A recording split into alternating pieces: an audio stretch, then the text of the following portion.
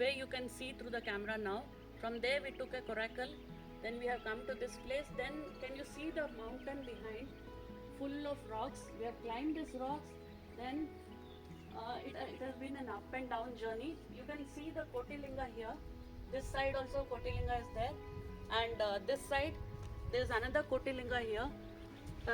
It is said that this must have been constructed in the 15th century, but it is neither Kotilinga or Hazarlinga. See, if I start counting the lingas here, there are about only 25 to 30 lingas. Maybe here it is 50 lingas in one row, and here maybe it is about 75 lingas.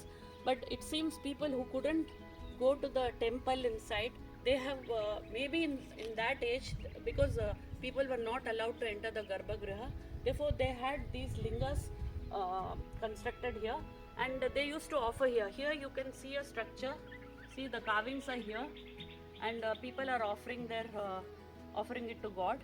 And there is something here also which is not really visible. There are some floral designs here, and in the center there is a big linga surrounded by the smaller lingas. And if you go back at my back, I'm pointing, that is Vyasray's, you can say Vyasray's Gurukula.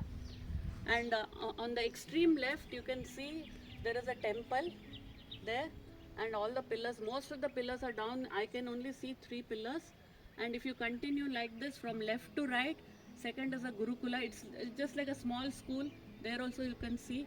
Then if I come to my extreme right, here there are some carvings of, there is one row of carvings there, all on that rock. It's on a top rock there. Therefore there are many things, but it's very difficult to come to this place. It's not so easy. Since we took a coracle and came here, maybe it became a little bit easier. But this side, when you have to climb the rocks here, it is really up and down. It's not so easy.